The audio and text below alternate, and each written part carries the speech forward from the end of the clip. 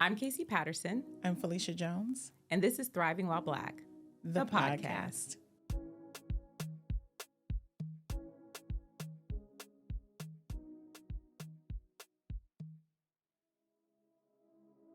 Our guest today is Ashley Bell. He's the CEO of Ready Life, a fintech platform designed to enable wealth generation for overlooked communities.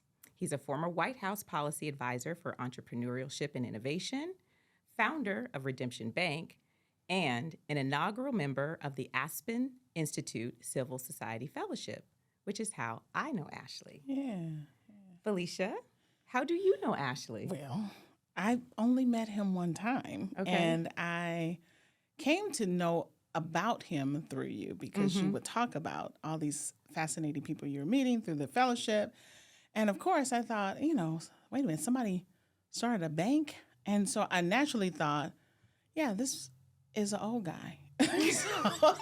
So when I actually met him, I'm like, oh no, this is a young hip dude. And it was, it was so nice to have that encounter over dinner. And I mean, talk about. And you met him in Atlanta. I met him in Atlanta. We were having dinner. He popped in, was the life of the night, had all these amazing stories, awesome storyteller. And I'm like, what an amazing guy. Yeah, and yeah, so yeah. down to earth. Like, you would think like a guy who started a bank would be a little stiff. Stuffy. Yeah. Stuffy, yeah. No, not this guy. No, not him. Mm-mm. Yeah. So that was my, That's I your really don't first- know him. Yeah, It's well, like we're- I'm going to get to know him. You're going to get to know him Yes. today a little bit. So I've actually gotten to know Ashley over the last 4 years because he and I were part of the inaugural class of the Civil Society Fellowship. And my first impressions of him were like, I'm not sure about that black guy. Not sure? He knows this. I mean, I can say this. yeah, He I'm knows sure. this. I'm sure. But over time, he first of all, let me just say, he is the type of person who will get you into the wildest situation you've ever been in. Well, But he will also get you out of the wildest Well, he better. situation Right. you've ever been in. So it's like, if you happen to get like jailed in a foreign country and you're like, who am I going to call? he's the guy. Call Ashley. He's the guy. Yeah. If you need Yeah. reservations to the best restaurant in Toronto, call Ashley. Like, he's that kind of He is guy. that Like, guy. he will get you in or out of any crazy situation. I But believe he's that. very interesting. And what I actually really came to like about him and really got to know him and like connect with him around, because like I said, when I first met him, I thought, oh, I'm not sure that I would ever have anything in common with this guy. But what I started to quickly realize is that we both think about capital. Oh, yeah. Yeah. We just think about it differently. yeah. So I think about capital and how to move capital from a philanthropic perspective. Right. He thinks about capital from a financial markets perspective. But at the end of the day, we're both thinking about capital and how to move capital and resources into Black communities so that there can be a level of empowerment and self-determination. And, he's just an all-around, like, funny guy. Yeah. He's just got, a great personality. He's very easy to talk to. Very, he's not stuffy at all. Not at all. So we're going to have a really fun, good, informative conversation Can't today. wait. So Yeah. please welcome to Thriving While Black, Ashley Bell.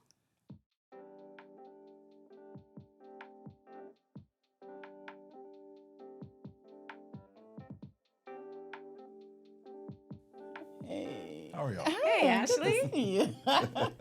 It's good to be with you. Thank Good you for to the see you, my invitation. friend. Yes. Thanks for the invitation. Yeah. glad Thanks you're for making here. it out. I'm We so glad appreciate you're you here. coming to the show. Hey, Thriving While Black. First, when I read it, I thought it Yeah. was Driving While Black, and I was like, that's a problem too. So let Right, me jump into right, that. My right. former criminal public defender world. But it is equally as dangerous and as fun as Driving While Black. So it's yeah. not the same. That's Well, it. Thriving Well, While Black yeah. is intended to be an antidote because Yeah. we Okay. hear so much about driving while Black, picnicking while Black, bird watching while Black, all these things that are just Black folks living our everyday lives, but they create dangerous situations for us for no other reason than the fact that we're Black. So we wanted to create a different narrative. And so to say thriving while Black means that we're actually in a place where we can just be and we can be our That's best it. selves. So thanks for coming to the show, my friend. I'm excited. This is Yeah. gonna be All fun. right. Well, we're going to get to know you a Let's little jump bit because in. I only met you that night at dinner. So All right. let's All right. talk about you.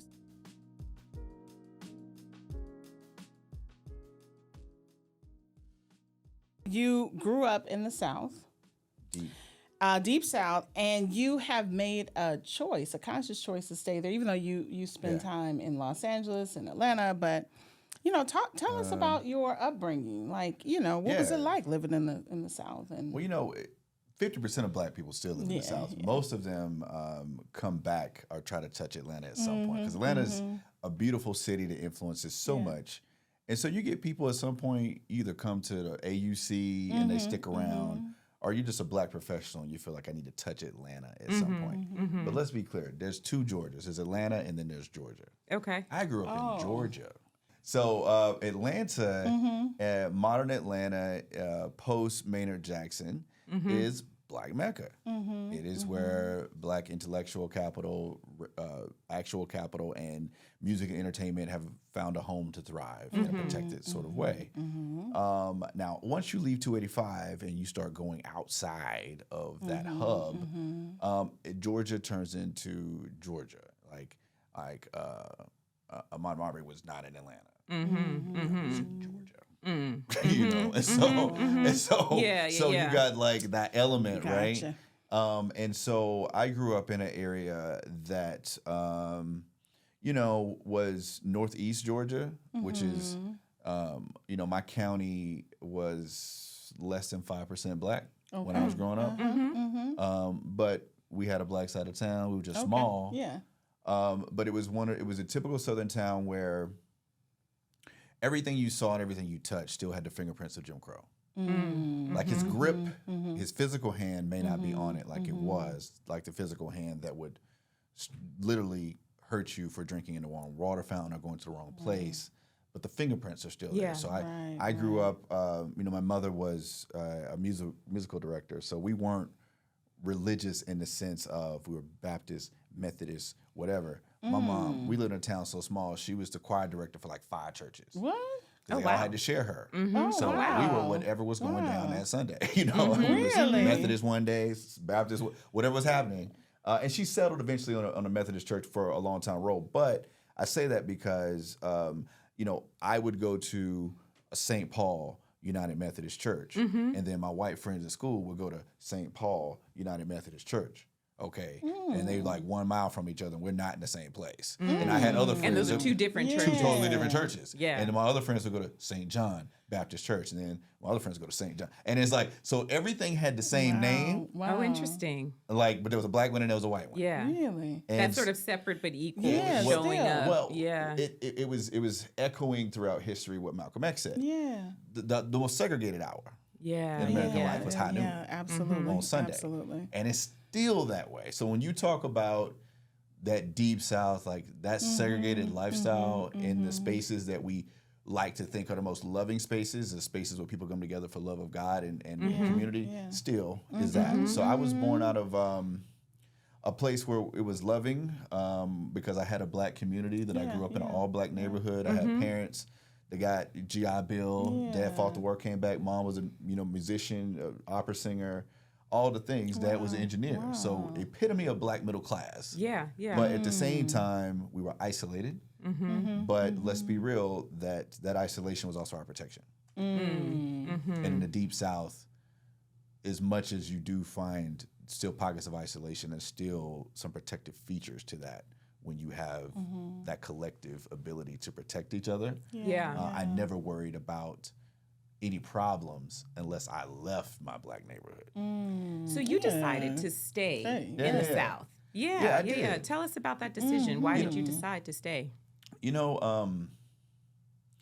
I think that a big part of it is Atlanta's energy, because eventually all of us kind of go into the city to find empowerment. Like we come out of the little rural suburbs and we find ourselves into the collective melting pot of power and influence that Black Atlanta has created. I found out that I could make some money in my little town, but I remember this lady, said to me, I used to do radio, and I had a little station that they would invite me on to do political commentary. And I remember I was young, like I hadn't passed the bar yet. And I remember I was taking the bar and, you know, no pressure. All my listeners knew I was waiting on my bar results. So everybody's calling in like, did you pass? I'm like, man, I better pass because I got to tell these people listening. I didn't pass. So I remember this older white lady was at the front desk and I was checking in. And she just was the sweetest lady. But she said to me at the radio station, she said to me, well, I think that's just fine. You're going to be a black lawyer here in town because the blacks need good lawyers. It's enough of y'all here for you to make a decent living for yourself. Now unpack that. Yeah. You know what I'm saying? So unpack You that. really put me right in that radio station. Wow. Unpack that. Yeah. So when I had to unpack that, I just told you only 5% of the people there are black. Right. And what she was telling me was, nah, I'd never hire a black lawyer. Yeah. Nobody I know Yeah. would. But it's enough of y'all here True. for you to make a decent living for yourself.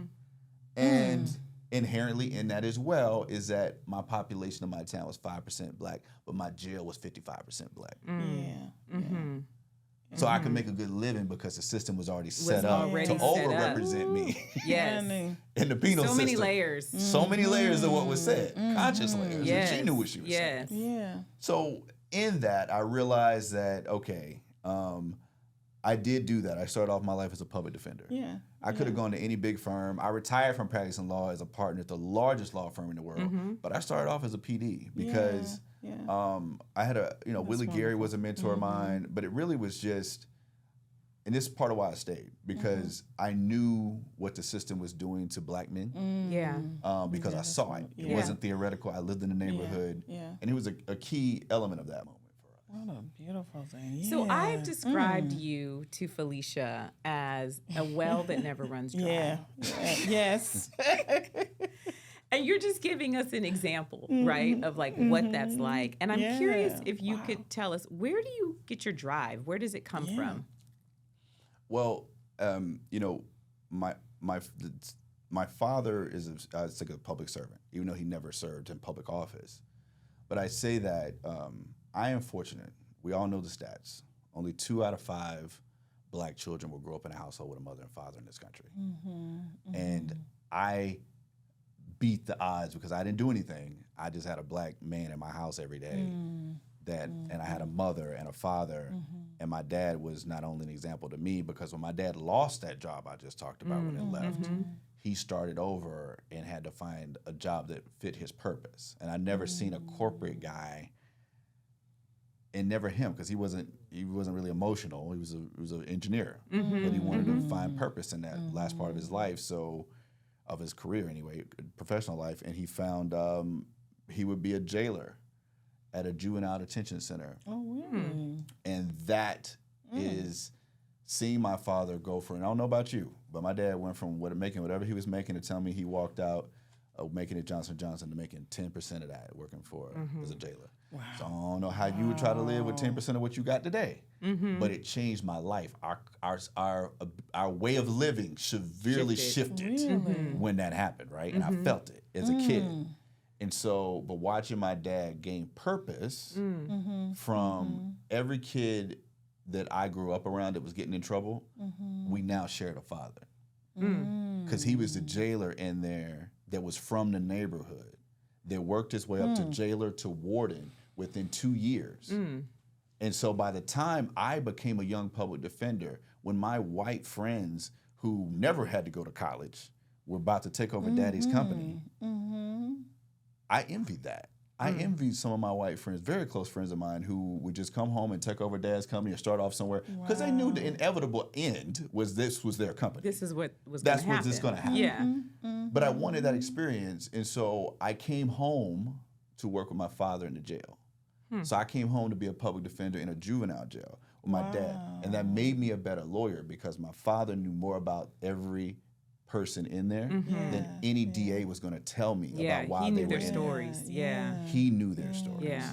And so when I would walk into court, I knew things that no other lawyer knew because I took the time, and my dad gave me the clues about who to talk to, what to do, and that made me a better lawyer. And I got a lot of, I hope I helped change lives. So seeing that as an example is why I came back, because I saw what my father was able to do, and how he was able to invest and how we were able to literally free people from a system that wasn't built for them. That system that woman was telling me in that radio station was waiting on me. Right. And so once she was right, and I walked into that, I realized that. And so my well is, I have faith that all of us are meant to make this world a little bit brighter. And I've been given an opportunity, like all of us have been given an opportunity. But that opportunity was not for me to just stay in the South and just stay there and run out my time. My opportunity was for me to gain what I needed to gain from being a public defender, the tools that I needed to gain, the advocacy tools, and knowing what it's like to work amongst what the society has called the least of these, and understanding that I know how you got here. You want to understand how the system's broke? Talk to a 12-year-old who's in jail. Talk to a 12-year-old that has been kicked out of every school possible, and you will understand element by element how we have failed.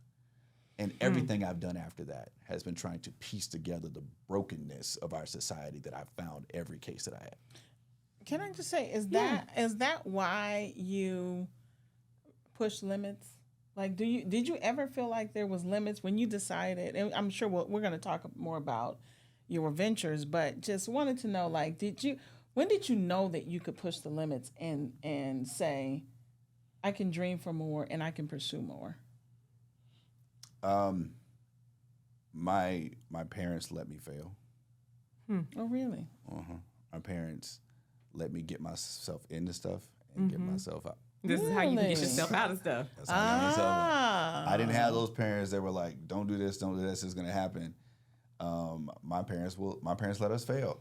And I tell this story because I hope my brother watches this, because this is hilarious for me.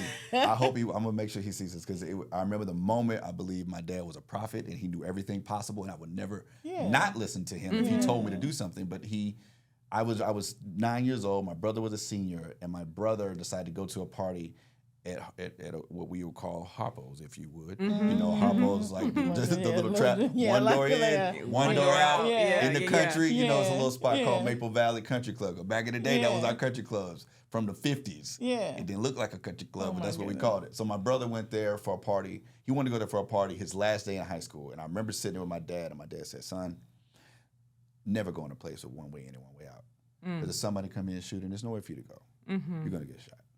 My brother's like, Dad, it's my last day. I need to go. He said, I'm not going to tell you can't go, but I'm just telling you, you're going to get shot. That joker got shot that night. And so I was like, yes. So he got shot that night. And I remember. Did I tell you? So the moral of the story is your daddy let y'all get shot. Yes, exactly. He was, That's like, my goodness. Exactly. But my dad let him go. And I remember my mama was weeping and wailing like Mahalia Jackson in the middle of the night, talking about, oh Lord, not my baby. And I'm like, I don't know what's going on. My dad comes in the room. You just stay here. Gotta get your brother. He got shot. And I was like, dang, he just said he was gonna get shot.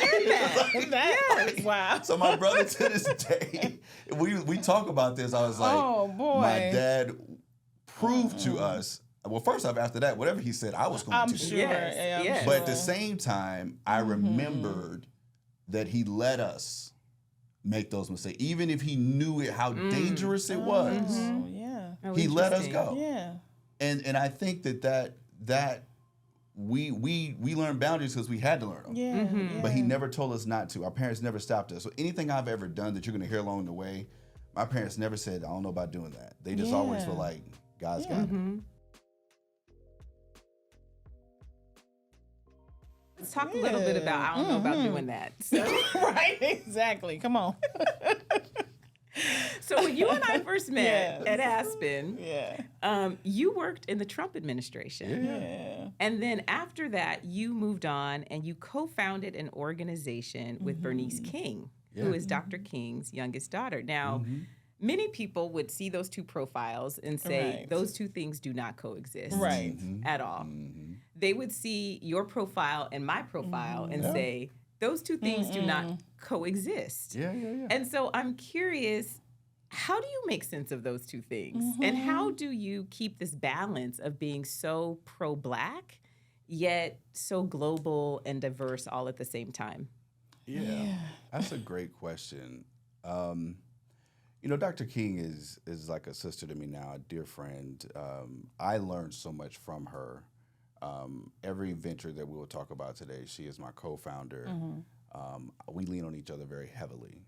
She's made me better. I would like to believe that I've helped her navigate some challenges, and we're tied at the hip on that, But I do think that when we met, I was an Aspen Fellow, newly. We didn't know what that was. We didn't know what that was. Yeah. We just jumped in it. At the same time, I was a Leadership Atlanta Fellow class that is equally as intense, and I was working at the White House. So first off, everybody said that's just too much for a human to try to do successfully. But something told me, and I'm gonna just put this on God, that these three things happening at the same time, you will come out different, and there's something that's coming that you will be able to change your complete trajectory of what you want to do for your life and your people by doing all these things at once. So interesting. Really? So everything that happens that we talk about today is spun out of the crucible of doing Aspen, doing Leadership Atlanta, and working in the White House, and at the same time of a global pandemic and the greatest civil unrest since the assassination of one of my dearest friend's fathers, Dr. Martin Luther King Jr. All those things created a crucible that on the other side, for those of us who truly believe that we knew that the status quo was going to come, and we had to gather our talents and our treasure as quickly as possible to try to take advantage of a moment we knew was fleeting, to try to create something sustainable. And I think out of that crisis, where we literally are seeing people die from disease and from failed systems at the same time, you realize there's no real time to distinguish between each other around anything other than who's here to help us survive and who's just talking. And those of us that are willing to do realize that we had to elevate above maybe there's 6 other things we may not agree on, or maybe there's 7 or 8. But the 2 we do agree on is that we want to live and we want to be able to tell our story to the next generation. And we were on the precipice of disaster in every possible way in 2020. And so you either had to meet the moment or tuck your head and hope somebody else figured it out and you could survive on the other side by the choices they made. And we decided as leaders, and many of us, and you and the rest of us that decided to sign up for all these leadership things, everybody came out different. Yeah. But Dr. King and I realized that, and she'll probably would say this, that, I think the fact that I was on the other side of the aisle, if you would, helped her understand that no matter what people try to say, her father was not a partisan. That's right. Her father saw the system for what it was. Right. A vehicle that he felt, if properly motivated, could achieve certain ends. He didn't go speaking at the Democrat or Republican convention during the 60s. You better believe he got invited to do both if he wanted to, He didn't participate in that. It was all about this is life or death for us. And he literally walked into life-threatening situations. And there was no time for that. And so I think in what we've kind of relaxed ourselves to a posture to where we felt we're doing so good in America that we can afford to divide ourselves as Black people. You better say that again. We get so comfortable that we just I can split up into this group of Black person and this group of Black person because we got it so good. And then when things go bad, we wonder why we can't come together. When we built barriers between ourselves. And then can't figure out how to get around them when something goes bad and we're freaked out and we can't figure out how to survive. So that one moment in time allowed her and I and others to say, it's now or never. Do we take this jump? And when the world goes back to normal, we will have affiliations that may have different sort of postures in this political dialogue and in this community dialogue. But what we'll never do is allow anybody's infrastructure to divide us as a people, for those of us who believe that the only way we're going to survive is a unified front of our collective talent, time, and treasures. Now, speaking of that, you really, Ashley, I mean this, you are one of the most expansive and innovative thinkers I've ever met. I appreciate that. And talk about the National Black Bank Foundation, which you Yeah. co-founded with Dr. King. Yeah. Which came out of this moment that you're describing. So talk about that. Like, what was the problem that you all were trying to solve? And to your point, create infrastructure to get on the other side of. Yeah, I mean, the MBBF was, as you know, in our class, we all had to have a venture. We Yeah. would come up with something to make the world better that fit our brand. And, you know, I give that some credit. They basically were like, your brand is bipartisan thing, work across the aisles thing, Black people thing. You know, that's my thing. So I was like, okay, let me stay on brand is my thought. And then all those things happened. The crucible of 2020 happened.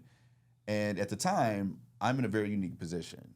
I was the head of entrepreneurship and innovation policy at the White House, but I was also at the same time the regional administrator of the Small Business Administration for the Southeast United States.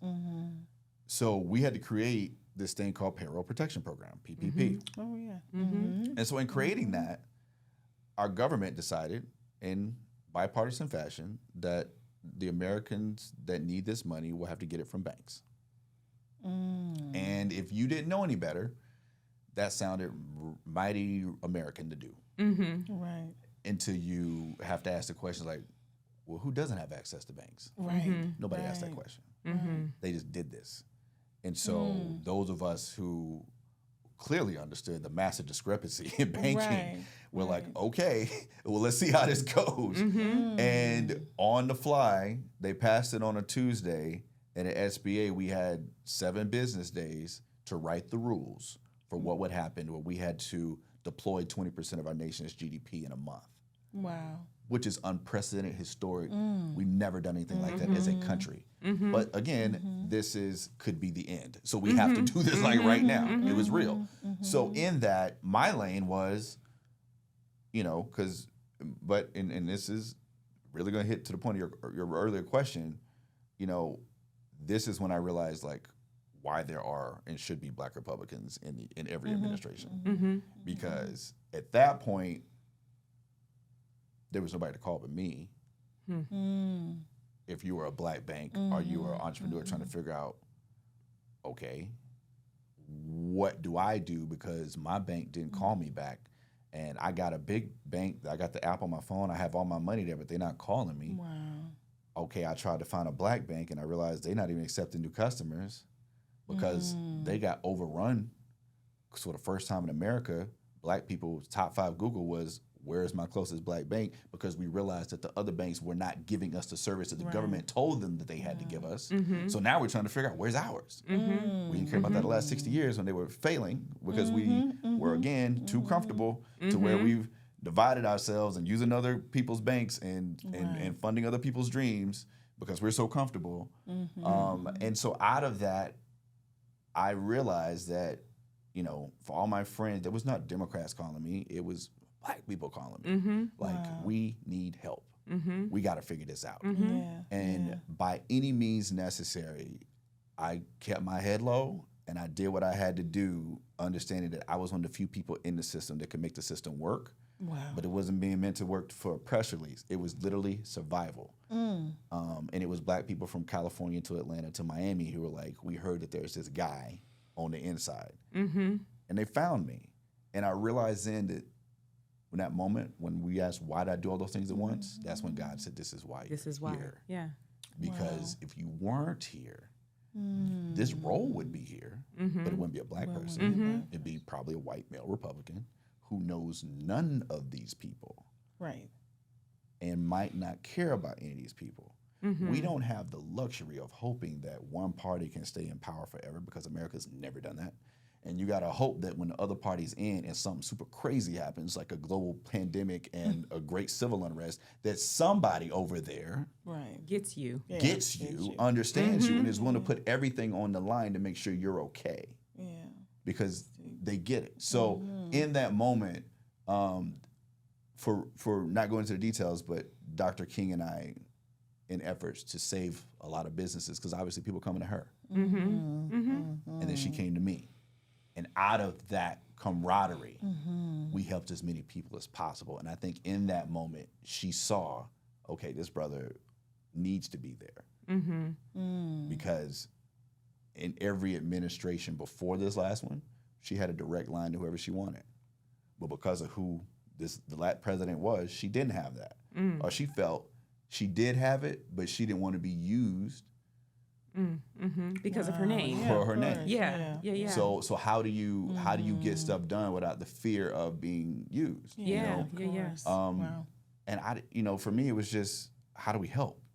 So I get it. I understood. The system taught me what it's been teaching everybody else for a long time. You better have people on both sides if you want to survive. You better have somebody to call, because at the end of the day, governments control resources. And if you do not have a lifeline and everybody else does, it may cost you your life economically and otherwise. Wow. And the National Black Bank Foundation, as I understand it, sort of acts as this backbone consortium. Right. So the Black Bank Foundation, out of that, I realized, and Dr. King realized, and Tashara Jones, who's the chair of the foundation, who's the first Black woman mayor of St. Louis, dear friend of mine, we all realized that the Black banks in that crisis, first off, didn't have the technology to keep up. Yeah. That's right. So when everybody else was at the big four, they're emailing, and sending in PDF files of their stuff is getting sucked up and sent to SBA. Money should show up in their account. Black banks are filling out the PPP applications, some of them by hand, pencils, looking for the fax number. Wow. And I realized then that it is not sustainable to be in America and not have a banking system for your community. And it's not novel. You go into an Asian community. Right. You go into Philadelphia right now, you'll see a bank called Asian Bank. That's right. Quite clear what it's for. That's right. That's the name of it. I'm not saying that's the name. It's called Asian Bank. Wow. You go into any other community, even the Hispanic communities, you will see Hispanic-owned banks. So it's not novel. It's just that I realize it's just us that doesn't have this. And so the banks that we have needed technical assistance. Yes. So the Black Bank Foundation was created to help give technical assistance to Black banks. But on top of that, it was to take that moment in time post George Floyd when everybody was trying to say, let me give something to Black people. Here's my public announcement that I'm going to give. Right. Well, we knew that announcement season had to come to an end. And so we believed that our role was to step into accountability season and start holding people accountable.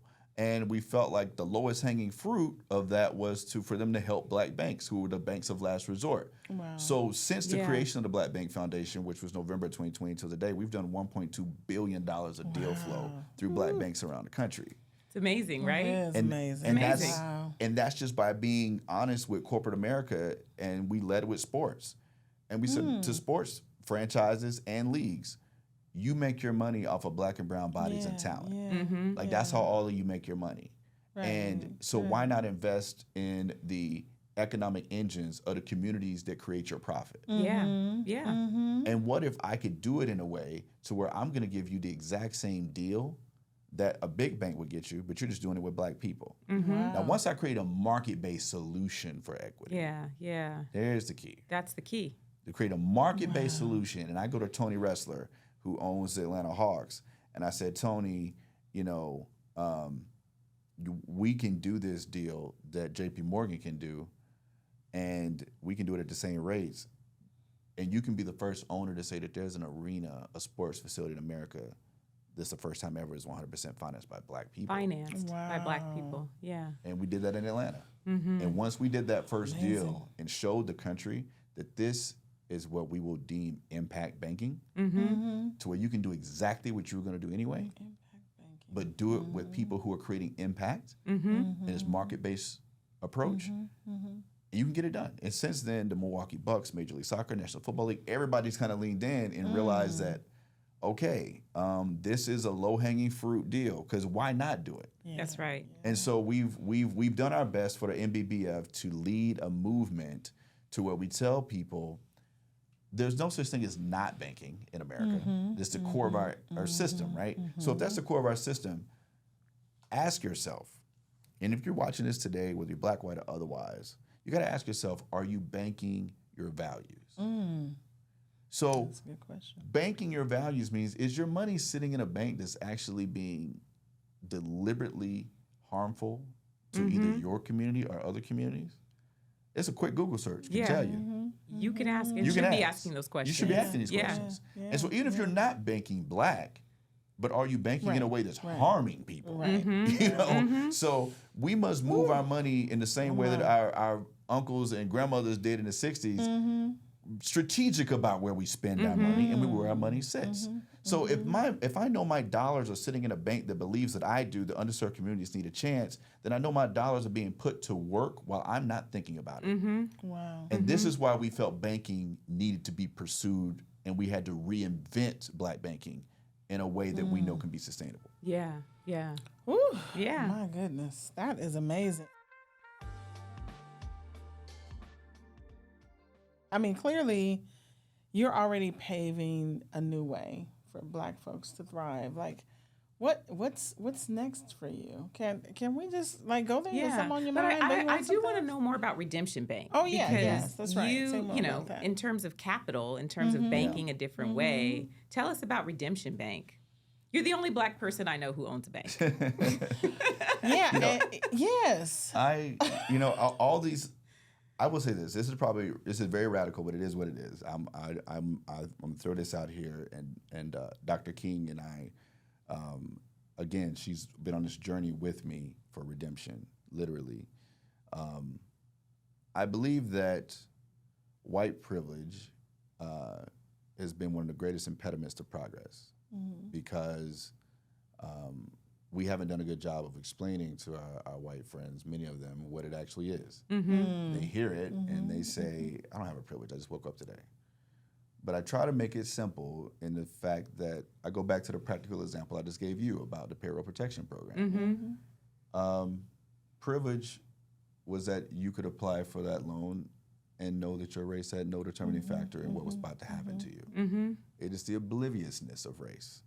It's the fact that you could say that you're colorblind because you feel there's no reason to think about race. And for you, there is not. And that is a privilege in this country that is built on race.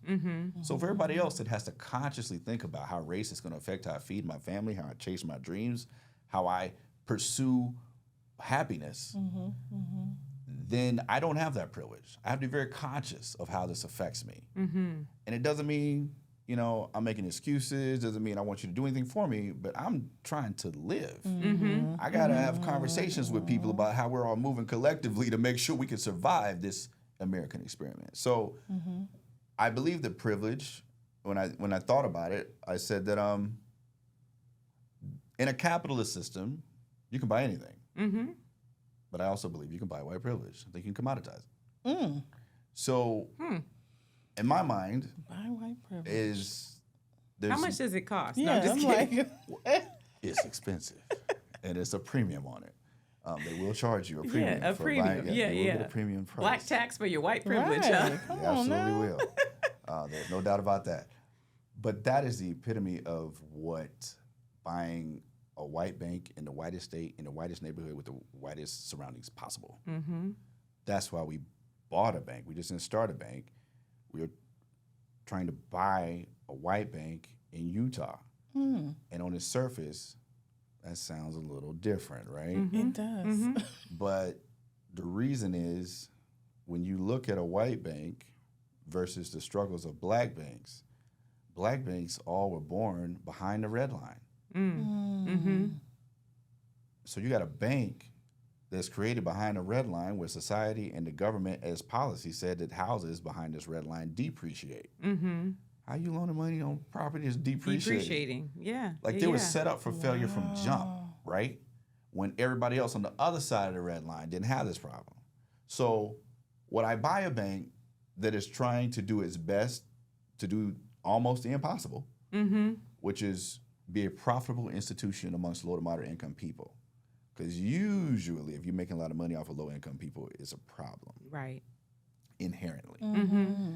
So what if I buy a white bank that's got a balance sheet that is not reflective of any of the turmoils that black people had to deal with in the last 6 to 7 years, and I can grow this bank and export that foundation and that wealth back into the black community. Wow, that. And And so that, to me, was our way of sort of changing what the face of ownership can look like in this country. Because we've been on defense as a people, defending smaller and smaller territory. That's right. Like every decade, we look at our neighborhoods, and the people that own the institutions in those neighborhoods precipitously look less and less like us. Yeah. And you can be in a very black neighborhood and we don't control nothing, but maybe where we get our hair done and where we die. Wow. Maybe. And otherwise, we don't know what ownership looks like. So that sense of scarcity is also what stops us from working together when things get hard. That's right. Yeah. That sense of crabs in the bucket, that sense of there's not enough. So I have to be better than my brother. I have to be better than my sister so I can have and feel some kind of way good about I know the right people and don't worry about everybody else. That is a problem. So this is going on offense. This is the offensive approach of, well, why can't we go in another neighborhood and buy their institutions? Why not? Well, that's what I mean about expansive thinking, you know? That is expansive thinking.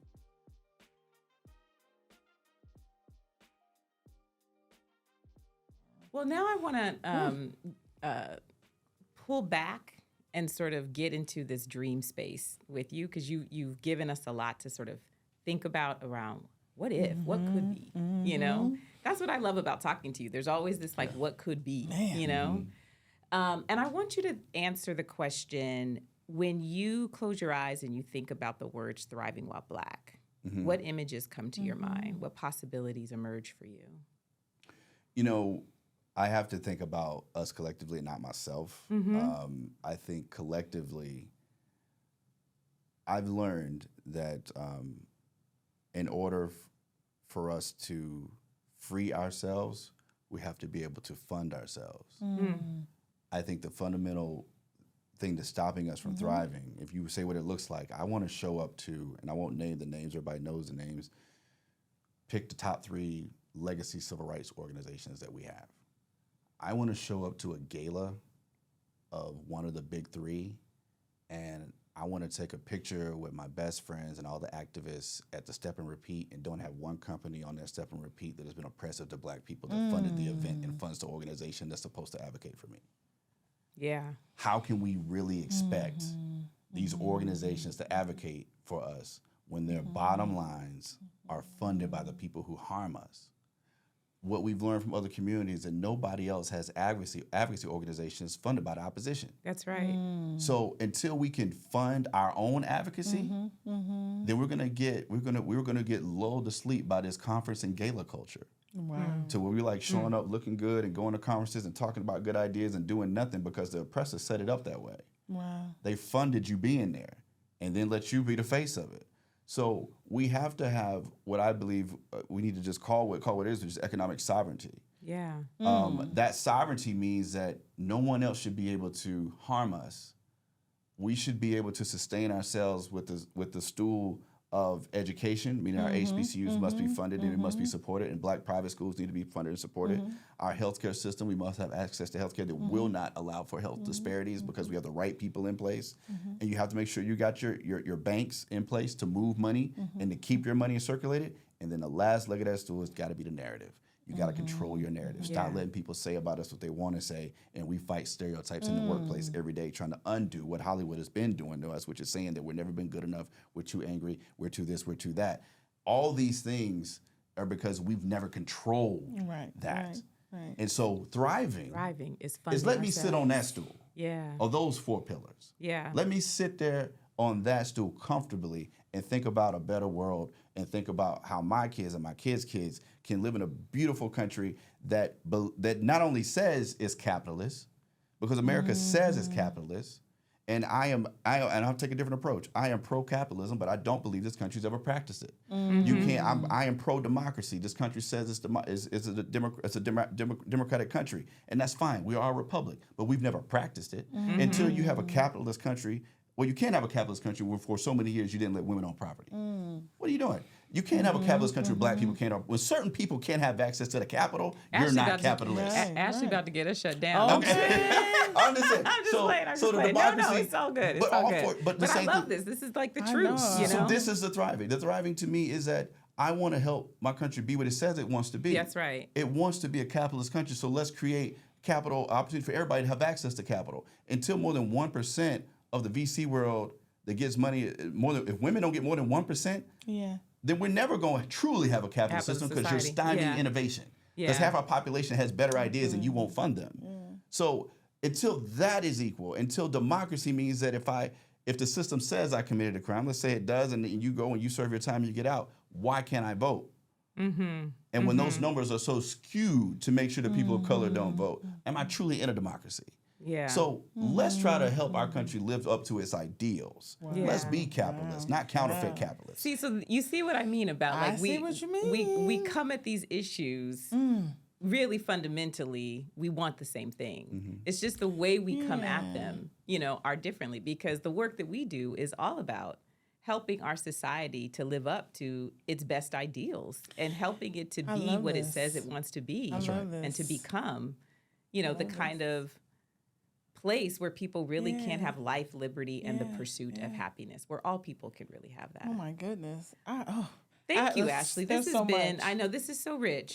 This has been so rich. I knew you were going to come in here and drop some knowledge for all of us. We need a part 2 with you. Yeah. Hey, look, this is like therapy. Let's just We let's really need count a some part therapists 2. this week and just say we can come have a little therapy Yeah, session. no, we need a part 2. Yeah. I appreciate y'all for creating a space for this, because it's not really out there to have a space where we can talk and feel safe to talk about what we really need. Absolutely. And let's echo that out through all the people who tune in. Thank you so much, my friend. It's so good to see you. Oh my goodness. Love you too. Love you too. Thank you. Do we have time for some stuff for the culture? Yeah, let's do some Are we culture real good? quick. Okay, Yeah. we do this. We do something called rapid fire. Well, we just want you to just answer just off the dome. Okay, so here we go. All right.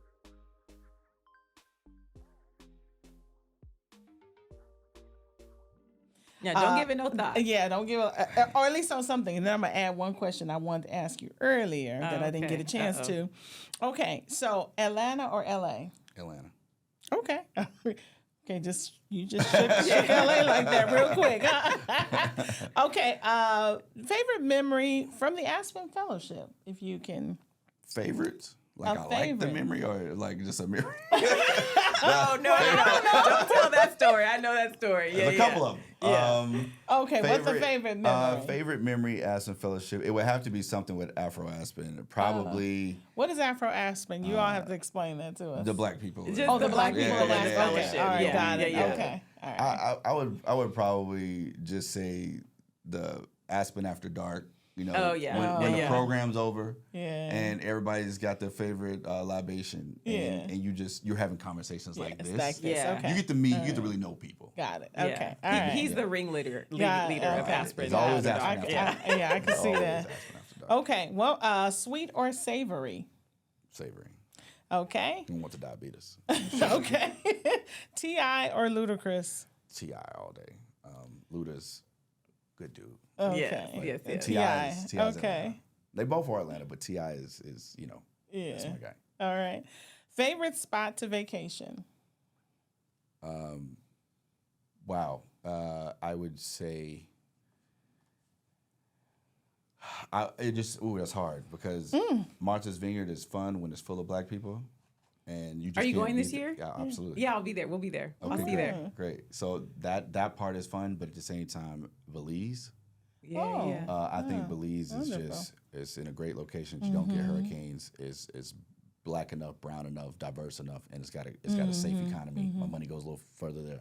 I'm practical, and it's beautiful. So I would say Belize. If I had to up and leave, and you don't know where I went, and like this whole America thing didn't work out. And we all, let's be real. Every black person has their go-to part. Oh, yeah. I don't care who you are. Yes. If You're right. you got $2 in your pocket, you You're stick it right. in yourself at least once. We This talked thing doesn't work out. about it often. Yeah, Yes. we do. So We got our spot. there you go. So that needs to be the question. Okay. If it got goes bad. If it all goes bad, where you going? Where you going? That's the question. Change it to that next time. All right. Like if it goes bad, where you going? Thank you for coming out. Thank you for this being is part of Thriving While amazing. Black. We Yes. appreciate the conversation. I knew that it was going to be a good one, just sort of getting to know, like I said, this sort of innovating while Black. You That's know, right. thinking more expansively. Ashley I'm going to hug a Bell. Black Republican at the end of the day. I don't do that. Don't do that. I'm not advocating that at all. I'm just advocating. I said, on that note, we're going to have to cut. Right. I'm not saying that.